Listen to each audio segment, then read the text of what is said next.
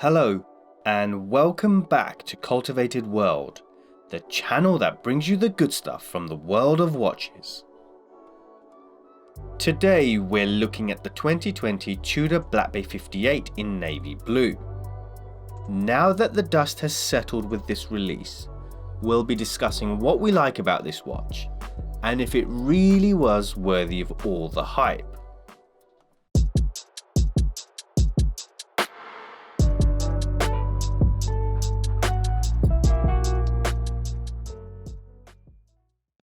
This is the Tudor Black Bay 58 with the reference M79030B-0001. If you've already seen our video of the original Black Bay 58, you'll know what we think of this model. If you haven't, we'll leave a link in the description below so you can check that one out afterwards. The navy blue iteration has the same basic ingredients. The same case design with brushed lugs and polished sides with a case size of 39mm. I find this to be a great size for an everyday watch, with my 17cm or 6 3/4 inch wrist.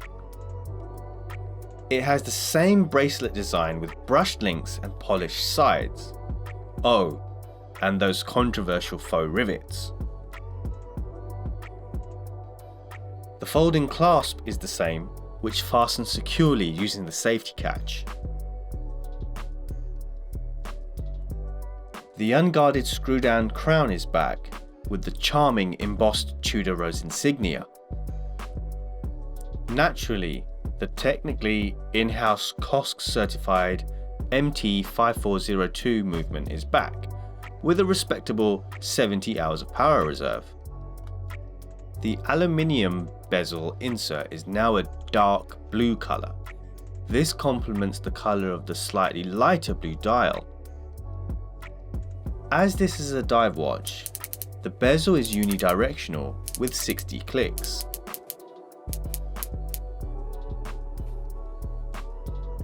Gone are the rose colour highlights in favour of silver. Silver markings on the bezel, silver applied hour markers, silver hands, and even the red triangle at 12 o'clock on the bezel is now silver. We will be doing a direct comparison between both of these Black Bay 58 watches, so please subscribe to ensure that you don't miss that one. This colour combination is very simple and works very well. It's a far cry from its distant cousin, the so-called Rolex Smurf, which is much more bright and opulent. The Black Bay 58 Navy has taken much inspiration from the Tudor Submariner used in the 1970s by the Marine Nationale, otherwise known as the French Navy. It is rumoured that the polarising snowflake hands were created after a request from the Marine Nationale. They wanted hands with more luminescence. This combined with the unique hand shapes make the watch much more legible while scuba diving. I know a lot of people look upon the snowflake hands with disdain, but I quite like them. It is a quirky Tudor signature, and I think they work well on their diving watches. When this watch was first launched, everyone was talking about it. There was review after review on YouTube, and they were selling over list price on the grey market. Now the dust has settled, what do we think? The Black Bay 58 in blue is very much a watch without any frills. There are no bright colours, no fancy gold, and no shiny ceramic.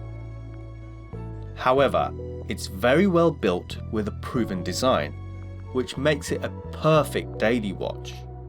Not to mention the amazing value for money. I challenge you to find a better watch in this price range.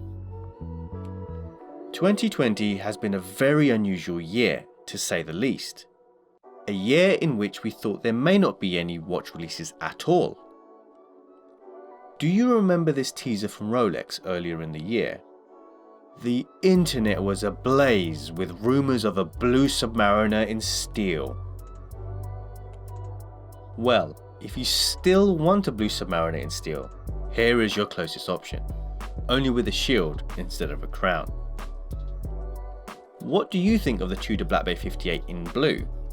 Is it a worthy successor to the 1970s Tudor Submariner? Please let us know your thoughts in the comment section below. Thank you very much for watching. If you like this video and want to see more watch content like this, please like and subscribe, and remember to hit that bell icon.